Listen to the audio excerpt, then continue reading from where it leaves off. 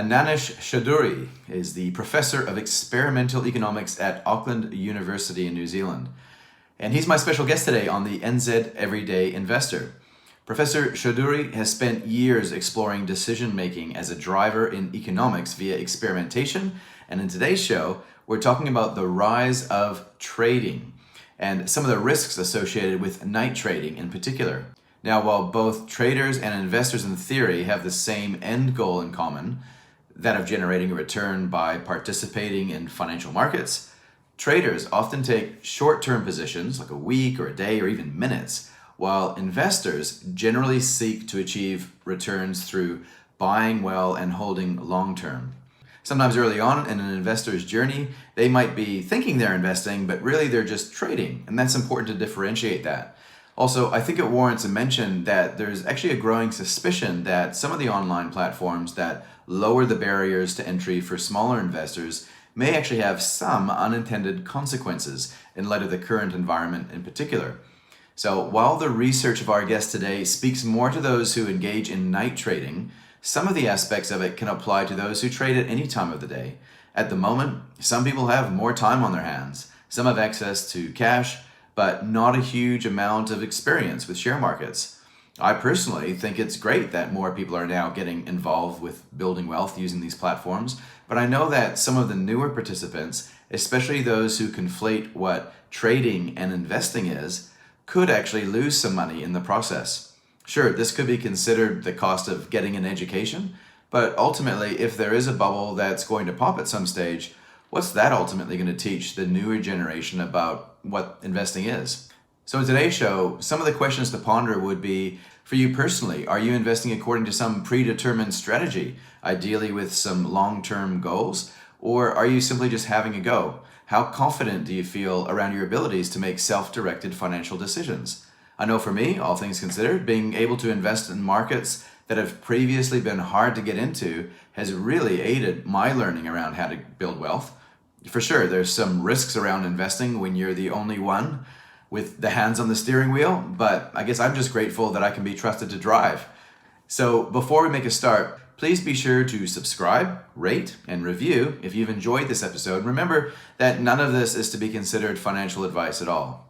I also want to thank our partner, Hatch. Hatch lets you put your money to work in US share markets. Be sure to have a look in the notes section to find a link to a special offer for our everyday investors. Okay, so let's get started on this discussion now with Ananish Chaudhuri. Hey, welcome to the NZ Everyday Investor. My name is Darcy Ungaro, and today I'm catching up with Ananish Chaudhuri, who is the Professor of Experimental Economics at Auckland University. Ananish, thank you for joining me today. Kia ora, Darcy. Thank you so much for having me. Good to talk to you. You're the Professor of Experimental Economics at Auckland University. Do you want to just explain to our audience what you do? Yes, so in some senses, experimental economics is now very much a part of behavioral economics.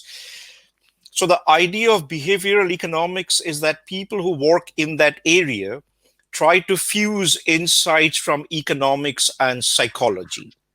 So you kind of take economic thinking and bring in concepts from psychology to kind of better model human behavior. Now, a lot of that work relies on things like survey questions, vignette type studies, etc.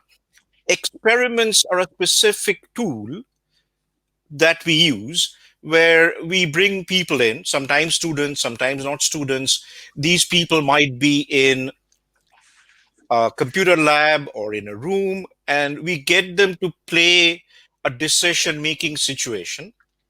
Yeah. And in experiments, people actually get paid based on the decision that they make. So that's a fundamental difference, that we are essentially now telling people, okay, if you say you believe this or you will do this, here's money, and now put your money where your mouth is. And so the key difference here is that behavioral economists might do more nuanced data gathering, which involves surveys, and it's just a slightly different angle, whereas with experimental economics, it's all about forming and constructing really thoughtful experiments to actually test economic theories, right? Correct. So we also use surveys and things like that. But a fundamental part is that we use what we call incentivized experiments, right? So essentially now you know that the decisions you make will have some monetary implications, and those monetary implications can be reasonably large. For our audience, just explain one of the terms that we're going to be using. And I will, for our audio listeners, I'll be inserting a link in the show notes where people can actually just click on it and actually understand what the difference is between trading and investing. Because your study that we're going to talk about shortly focuses a lot on trading versus what we mostly cover on this show, which is investing. So loosely speaking, I'm just going to read it directly from Investopedia right here. Investing and trading are two very different methods of attempting to profit in financial markets. Both investors and traders seek profits through market participation. In general, investors seek larger returns over an extended period through buying and holding. Traders, by contrast, take advantage of both rising and falling markets to enter and exit positions over a shorter time frame, taking smaller but more frequent profits.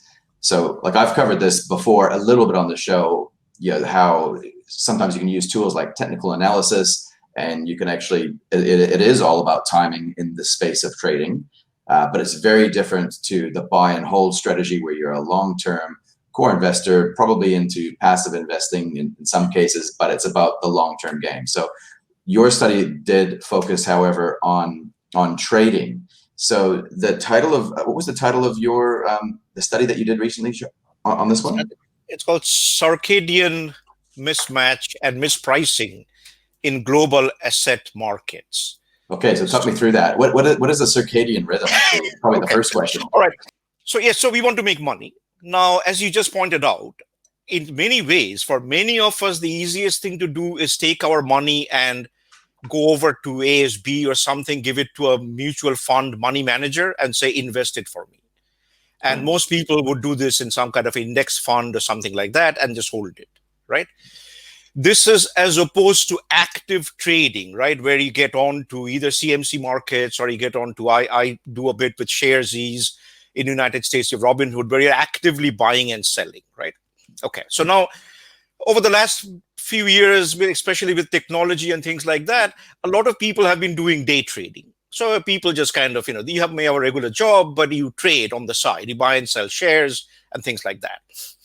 Then we saw this article in Forbes, which said, well, all the cool kids are night trading. Now, what does that mean? What that means is that now, given the technological advances we have made, sitting in Auckland, you can actually trade in New York or Tokyo or Hong Kong or London. But very often that means that you will have to stay up at night. Right.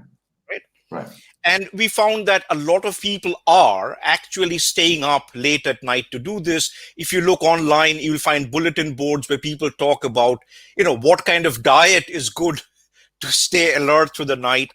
And I was talking with a friend of mine who was doing some of this. And I said, my day starts at 10 o'clock at night. I get up and I start trading and things like that.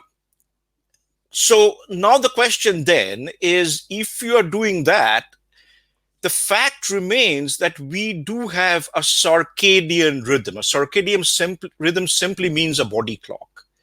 That simply means that by and large, most of us are more alert at certain times of the day and less alert at certain other times of the day. Now, of course, within that, you might have the so-called larks and the so-called owls, right? The morning person and the evening person. Mm-hmm. So if I'm an evening person, I may be quite alert at 8 o'clock in the evening, but not so much at 7 o'clock in the morning. At 3 o'clock, 4 o'clock in the morning, all of us are somewhat tired.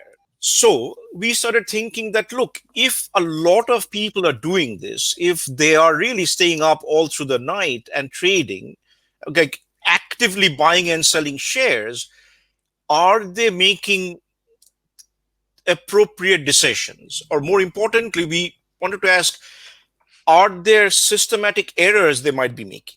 So that's the part where the circadian rhythm comes in. So, and it's not enough to kind of just look at times of day, but you also have to make adjustments for the owls and the larks, right? So you have to find out whether a particular person is at a very difficult time for that particular person. So that's where the circadian rhythm comes in. Right, right. So you might actually have, say, children, and you might not be a morning person, and that Correct. might be the most crucial point in the day to trade whatever. Say, for example, you're trading oil, but that's right when your kids are getting up, and you're probably not operating clearly, right? Is that the idea? Correct. That's exactly right. So the question is that it's one thing to say, well, what are people doing at 4 o'clock in the morning? But the point is that at 4 o'clock in the morning, some people are actually more alert than some others. For instance, if you're a shift worker, if you're an emergency room doctor, then you are okay at 4 o'clock. But if you're not, then you are really, really tired and groggy. And I will explain in a minute, or maybe later on, that one thing is that when you are really sleep deprived, being sleep deprived is a little bit like being drunk. Sure. And what that does is you tend to underestimate the downside risk. This is why, we get behind the wheels of a car even if drunk, because we cannot visualize that we'll have an accident. We think, oh, my cognitive functions are fine. What's the big deal? So you need to ask what people are doing at 4 o'clock and how many of those are really sleep deprived, how many of them are slightly more alert. So you have to kind of combine those two groups of people. What did you find in terms of, obviously you have the owls and the larks, you've got the other little nuances with what might be happening there, but you have to determine how many are in each group and how many are in the other group. I guess Correct. For some people that could be a disadvantage, whereas if you understood this, to a certain extent, it could actually be an advantage, right? If you knew that the majority of those that you were betting against were sleep deprived, they were effectively drunk, you could almost build that into your strategy, right? Correct. So now I need to explain a little bit. So the first thing was that we needed people at really odd times of the day, but we also needed to combine them with people who were not at odd times of the day. So the first thing we did was we had people, these are university students, but they're playing for reasonably largish amounts of money. So to the tune of say $50, $60 for just about an hour of their time. So we had people from the East Coast of the United States and New Zealand and Auckland. And because we were 16 hours apart at that time, that meant that some people were at reasonably good times and some people were at really bad times. Right. So we mixed them together. So we have people who are playing at different times in the United States, people who are playing at different times in New Zealand, and people who are playing at different times across these two time zones. And the times we had was 4 o'clock in the morning, 8 o'clock in the morning, 12 noon, 4 p.m., 8 p.m., and 12 midnight. So this was a very elaborate setup because we also had to wake up to run these things. So we have a large kind of variety of people who are maybe, these are Auckland people at good times versus Auckland people at bad times, because people who do sleep research, there are these well-validated scales. You ask them, how much do they sleep regularly, how much they have slept in the last week, and things along those lines. So you can get this classification of owls and larks. So we can have owls and larks in Auckland, owls and larks in US, and then owls in US with larks in Auckland and things along those lines, right? And these people are actively trading a share. Like they're actively trading stocks over a 60-minute time period with about 30 rounds, over 30 rounds, 2 to 3 minutes per round. And what we find is that two things, as I said, because you tend to underestimate the downside risk. So what happens in these markets is all these shares, they have what we call a fundamental value of $7, which means that at the end of the game, each of these shares would be worth $7 if you hold on to them. But what happens in these markets, and you'll know this, you typically get these big asset bubbles where in early periods, these shares tend to trade at much higher prices. So in some of our experiments, these $7 shares are often selling for $45, $50, $60. Because you understand that, right? There are speculative gains to be had in these markets. If I can sell at 20, get someone to buy at 20, get someone to buy at 30, I've made a gain. with the point that if I'm holding on to the shares, then they'll be worth $7 at the end of it. So then we have these people, as I explained before, from the United States, from Auckland, who are interacting. Some of them are at 12 o'clock in the day, some of them are 4 o'clock in the morning. And so we let them trade these stocks. It's like, think of this as a stock. And at the end of the game, all these stocks would be worth exactly $7. Right. But during the game, you can buy and sell these stocks. And there's a possibility of making speculative gains. So in the early period, this is very commonplace to some of these things. We get these bubbles where $7 shares are selling at $40, $50, $60, right? Right.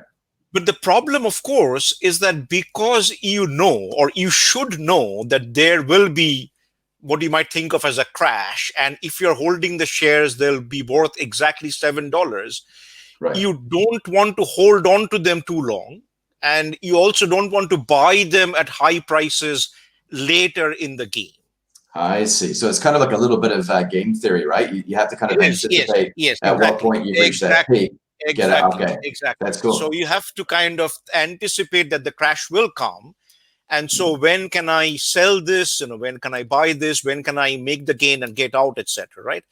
Of course, people don't get it right. Some do, some don't. So what we find, or what the common finding is, that those who are better at forecasting actually do better.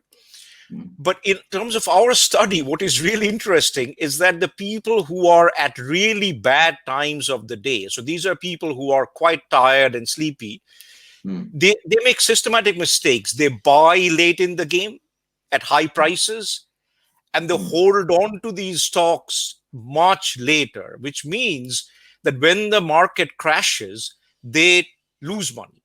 I see. And just to clarify, we're talking about an experiment. And so when we're referring to a game that we're playing, we're not actually talking about a real stock that goes down to $7 every. But there's real money on the. There's real money on the table. All right. Okay. So there's actually real. Right? If you win the game, you get some payout of some sort. But depending on how you do in the game, you may walk out with $20 or $50. I see. Right. I see. Right. So there's money on the table here. And what we find is that, as I said, that the sleepy people make these kind of systematic errors by holding on to the shares or buying at high prices late. And more interestingly, the alert people do take advantage of that. So because we have different treatments, it changes a bit, but the tired people made as much as a third less than what the alert people made. Wow. So if the alert people make $100 in the game, then that's a $50. Then the tired people end up with only about $33. Wow. That's really interesting, because there's so many parallels that you could probably take from that experiment and apply it even just to how bubbles work, because that's kind of like a long game that people are playing. They might know that the underlying investment is actually worth zero, but it's all about getting on the right side of that wave and then exiting at the peak. How well did this study or this experiment capture these things? Like, do you think it captured what we would observe in reality as well in terms of actual night trading? Yes, very much, very much. So two things to note here. One is that we do get these asset bubbles, right? So think of the US housing bubble, it's set off the GFC. Yeah.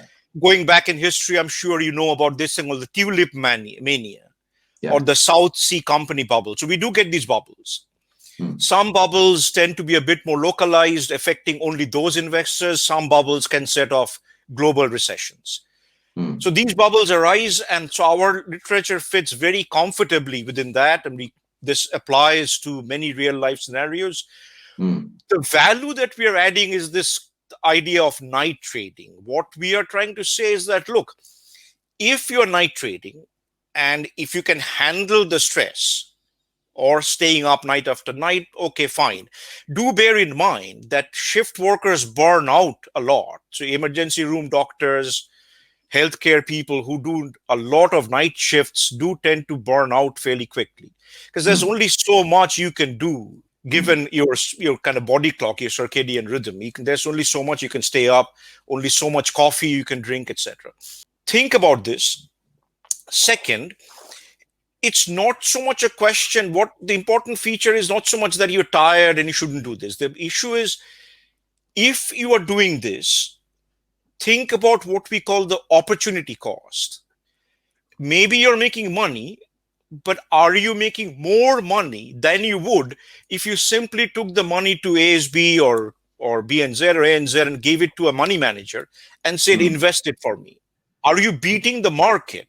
And much evidence suggests there are a couple of things here. One, when you are tired and sleepy, as when you are drunk, you tend to be more overconfident than you normally would be, Mm. which means you are often staking out much more risky positions than you otherwise would. So an example of this might be you might be trading in commodities and it might be 3 a.m. and but you're just not thinking straight. You're totally underestimating the downside risk. Therefore, yeah, you might get the odd win, but in the long term, the more you do that, the more likely you are to underperform a buy and hold strategy or a well diversified portfolio. Correct. So what I'm saying is that you can make those mistakes. And the other question, as I keep saying, is that are you doing better than what you could have done in an alternative activity? It doesn't mean no one should be night trading. It simply says that if you are engaging in this activity, then be aware that if you're really sleepy, it's a bit like being drunk. You are going to underestimate downside risk. You will be overconfident. One thing we know, and this is slightly on an aside, is that that men typically tend to be much more overconfident than women. And therefore, what men typically do is they trade a lot. They buy and sell a whole lot. And there is significant evidence that people who do a lot of buying and selling do not outperform the market. Now, you could argue that you're getting some value just from the thrill of buying and selling, which is fine. If that's your goal, I have nothing to say. But if your goal is to make money, earn a return, then that's probably not the best possible course of action, right? Which is probably a truth that has been expressed by many people. Many people have probably said that hey, men, yeah, you're far more likely to take risks. And I guess what you're saying is that if you're doing it at 4 a.m. in the morning, you're way more likely to be off the charts with the risk that you're taking. And therefore, it's highly unlikely that you're going to outperform a buy and hold strategy or someone who's less frequent in their trading, Likely. So now let's talk a little bit about what happens. So a lot of people say, oh, $50, what's the big deal, right? What if this was, millions of dollars at stake? So let me address that a little bit. So there are two ways to think about this. One is that within the context of our experiment, what we did was we doubled everything, right? So the returns are doubled, the interest rates are doubled, the share value is doubled and things like that, which kind of adds liquidity to the market to see what happens. And the answer is that the tired traders will suffer more when everything is kind of more, there's more liquidity, right? Yes. The second issue is that a lot of experiments which suggest that these behavioral patterns are not that different, even where large sums of money is at stake. So if you are overconfident or risk prone with small sums, you will tend to be similar risk prone and overconfident with large sums. Interesting. And the final point is that if you get it wrong with $50 and, or maybe Robinhood or shares is one thing, but when you get it wrong with millions of dollars, that can be quite catastrophic.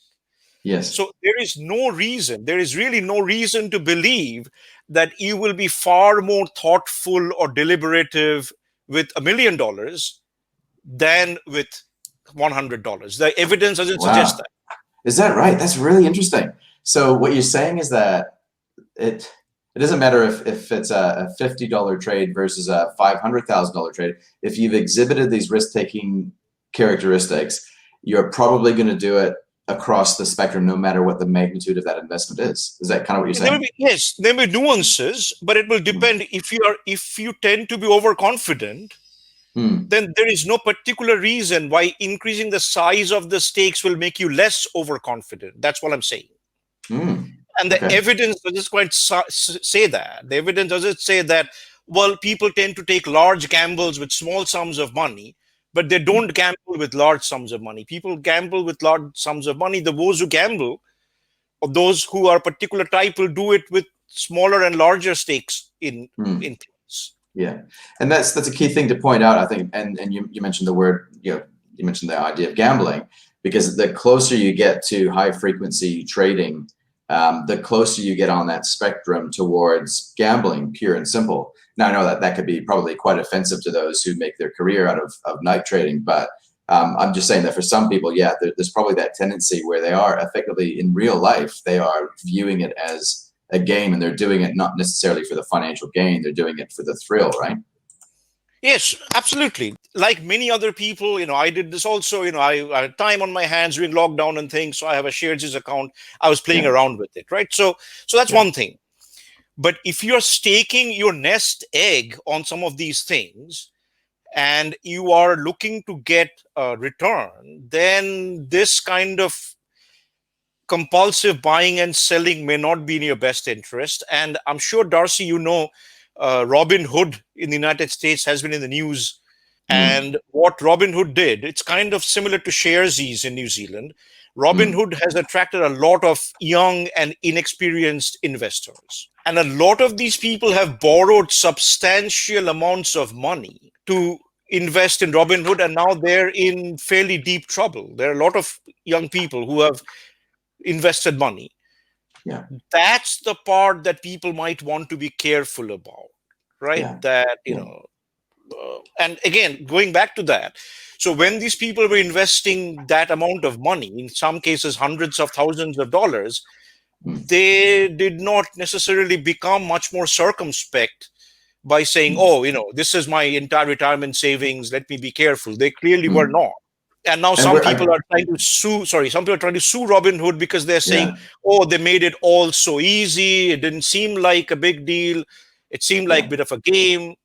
Yeah. And I think what you were saying before around the large sums of money, I think some people might think, well, hey, these young kids, how are they getting all this money? And the fact that people that exhibit these characteristics do it with small sums and large sums, that's quite interesting. But then you start to ask the question, well, this person in this article that we talked about here, where this young gentleman actually committed suicide as a result of the financial trouble that he got into, that was because he was, my understanding was he was engaged in some sort of derivatives trading, which is effectively using leverage to increase your exposure significantly.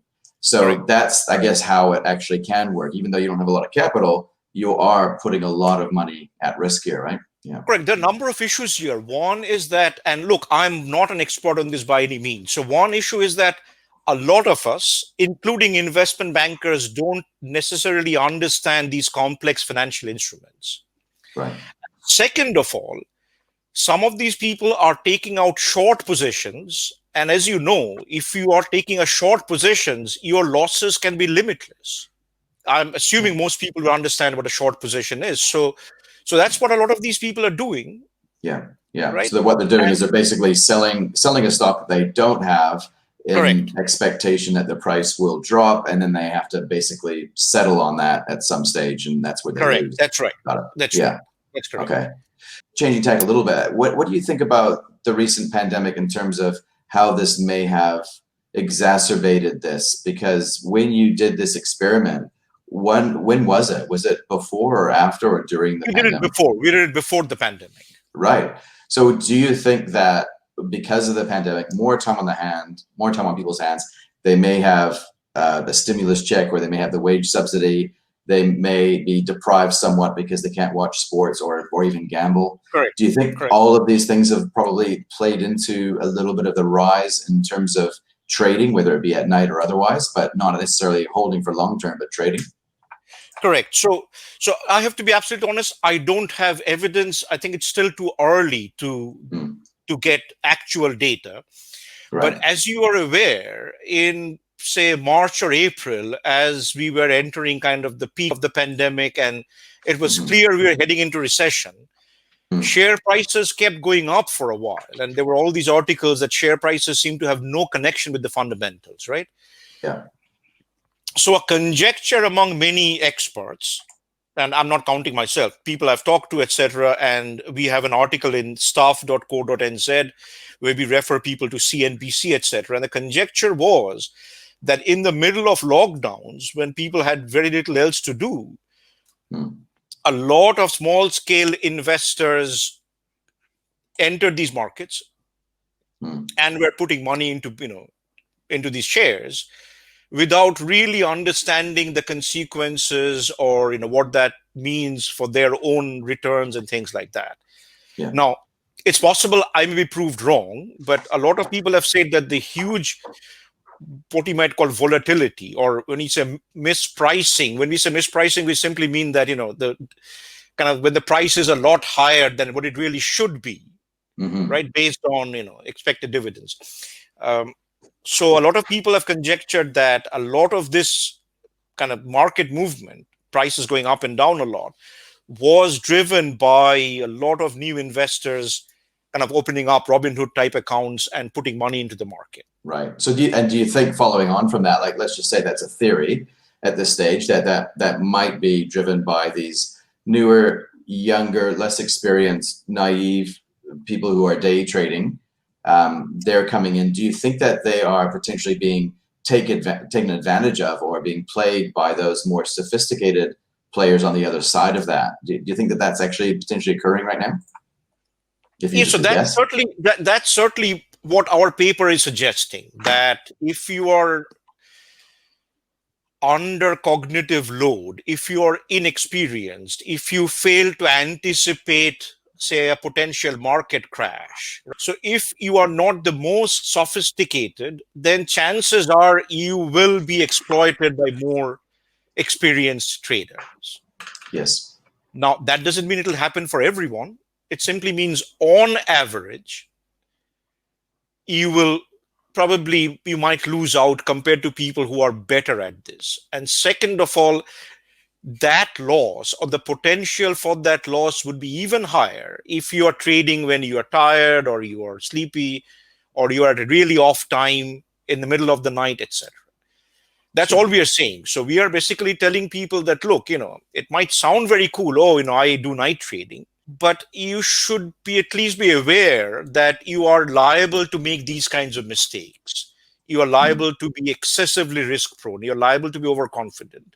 And more importantly, it's not so much whether you're making money or not. The question is, if it's a return that you're looking for, then are you really better off doing this? Because evidence suggests that most of us are better off, kind of, as you said, taking out a long position, like investing and then keeping it there for a long period of time, right? That's right. I think that a lot of people, when they first potentially get into investing, they might have a slightly different view on what it actually is, and it will evolve as time goes on. I guess it's like anything, whether it be gardening or fishing or who knows, arts and crafts. You probably have a notion in your head of what it is like before you start to begin it, but it seems like those who engage with investing at the early stages, when they're just starting out, they may view it as, hey, it really is about like going to a horse race. You're just trying to pick the winner. Surely it's all about picking the horse that's going to win, and that's what it's about, right? Fine. That's absolutely fine. But in that case, I have a few suggestions. So one of the problems here, especially when it comes to financial trading, so buying and selling stocks and shares, is a problem of self-control. So once you are in, just as in gambling or horse trading, once you're in, and if you're making money, you tend to put more money in. Be aware of that. And therefore, make a commitment. Say that I will commit $10,000 to this. If you're doing it for the thrill and you are not doing it to build up your nest egg for retirement, excuse me, then make a pre-commitment. Get your partner to say, how much have you invested? Where are you today? And no more if you're losing money. And if you have lost a certain amount, then don't keep chasing that loss anymore. Because one thing we do know, we sometimes call this loss aversion, right? So what happens is, we often, when a share gains, we sell it to lock in the gain. But when a share loses value, we don't sell it, we hang on to it, hoping that things will go right later on. So That's right. in using jargon, we sometimes say that you forego the small loss now, except you might end up with a much larger expected loss down the road. And a lot of people do that, including experienced traders. They chase that loss thinking, oh, I will make it good. Mm-hmm. Yeah. So what I'm saying is that we are not good at this kind of self-control. So therefore, if you are chasing that money, set a limit. If you have lost $5,000, take a deep breath, walk away. Mm-hmm. Yeah. Don't keep throwing money after that. Yeah. The other idea is just don't do it. So just don't until you do have a really clear strategy. You've got a really clear commitment. You have someone keeping you accountable. Because like I think you talk to anybody who has engaged with trading, they'll go through the highs and lows based on what the market's doing. But you definitely observe that people do double down on their losses. They do revenge trading. They're basically if they lost that round, they're going to go harder next time to make the ground back up. And just to let you know, so I'm talking about this in my book. So I have a friend called Martin Kocher at Munich. He's now at Vienna. So he has shown this. He has shown that people, and this goes back to the sleep issue also, because when you are tired, you also have less self-control. That people who have traders who have less self-control tend to do much worse than traders who have more self-control. Right. So you can do this by kind of looking at personality types or getting them to do something else before, etc. But so that's a major phenomenon that people kind of get carried away and can't seem to stop themselves. Interesting. That's really interesting. And I think that because I've always said to people, because when I meet some people who clearly have a desire to carry a lot of financial risk, it becomes dangerous. And I guess going back to what you said before, if they exhibit risky behavior with small sums, they'll do it with large sums.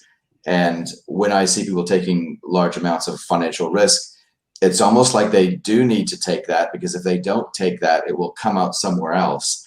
But I guess what we're talking about is how can you actually contain that risk as much as you can, be accountable, have a strategy, know your limits, trade less frequently rather than more frequently, all these things. How can you know your limits to keep yourself safe from yourself? Because it is you'll get your face ripped off in the long term, right?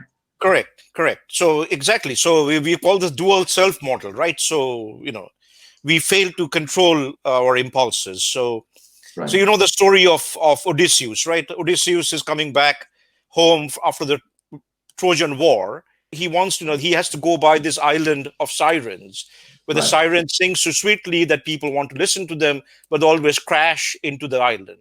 Yeah. So what Odysseus does is he puts wax in the ears of his oarsmen, and he gets them to tie Odysseus to the mast so that he cannot steer the boat towards the land, right? So I always tell people that you got to have a commitment device of some kind, because we are not good at these things. Yes. We are not good at, controlling drinking and smoking or exercising. We are not very good. It's always tomorrow I'll exercise. Yes. Right? Yeah. Present bias. Yeah. Present bias. Exactly. Yeah. And present bias is a massive phenomenon in these kinds of issues. So have some kind of commitment device that if this point is reached, I will stop. Yeah. You need to tie yourself to some sort of mast. That's right. Yeah. And I guess that the more that we see the rise of these online investment platforms, it's phenomenal in how it's democratized investing, and it's lowered the barriers to entry so that everyday people can partake with investing. And I love it for that reason. But the other side of the equation here is that the easier you make it for people to get in, it goes both ways. The easier you're making it for people to get out, and as you lower the barriers to entry, now you've got a whole swathe of people which may not necessarily, where they may not have built up that strategy yet. And I think it's important not to kind of say, hey, we don't want people to do this, but at the same time, it's just about increasing the self-awareness, right? And that's exactly what work involves. Right. That's exactly right. So it's not about telling people, do this or don't do this. It's simply saying, look, do this, but be aware that you are most likely, no matter how much you think, oh, I'm very smart, I'm very sophisticated, and I know better. We don't, right? Mm. So I teach some of this stuff, but I still fall prey to some of these biases. We can't help ourselves, right? Yeah. So Yeah. having that self-awareness, I think, is extremely useful when you say Yeah. that, well, maybe I should quit now, right? Or maybe this is not a best course of action. Yes. So tell me, what are you working on at the moment? So I know that you're probably always got some sort of experiment that you'd probably be working on. What are you kind of tackling at the moment or planning to tackle at the moment? So I have a lot of projects, not all of them connected to this, but I have a lot of projects on decision making. I'm currently working on a project that tries to understand people's political ideology, Yeah. and why are we, liberals, conservatives. Yeah, that would be interesting. So why am I like that? Can you tell me the answer? So the first answer is that so that is a common parlance. We say liberals and conservatives, Yeah. but one of the things that we show is that that's actually incorrect, right? So the way to think about this is that you have two dimensions in our minds. You can be an economic liberal or an economic conservative, and you can be a social liberal or social conservative. Yeah, totally true. Yeah. Right. Yeah. Now, let me give you an example. This is a bit controversial in the midst of this, COVID-19, right? We have a lot of people have said, no, we need to lock things down. Now, the evidence for lockdowns is actually not very strong. Countries that have locked down have done well, some have not done well, etc., etc. But that's beside the point in some sense. The point is that there's very strong support partly because people who tend to be economically liberal, they kind of thought, oh, we need to, lockdown is the cooperative thing to do. So they were all in favor of lockdowns. And also people who tend to be socially conservative, they kind of tend to be very threat sensitive. They're also in favor of lockdown, so you got a massive overlap in views from Yes. two very disparate groups of people. So we just finished running a study using people in England, trying to understand some of this. It's kind of broadly connected to issues of decision making and things like that. Yeah. But the stock trading was more about kind of cognitive load. What happens when we're really tired and not at our best. Awesome. Well, before we finish up, Ananish, is there anything else that you'd like to share with our viewers and listeners today? No, that's I'm good. Thank you for having me on. Hopefully, this was somewhat intelligent and intelligible to people. No, it was fantastic. I really appreciate that, and it kind of ties a lot in, I think, with what's happening at the moment. So it's quite a relevant discussion to have, especially if you can kind of root it in the data, kind of based in that data. So appreciate your time today, and hopefully we'll catch up with you again soon. Thanks, Ananish. Sure. Thank you, Darcy. Thank you very much. Thanks. All right. Bye. Cheers.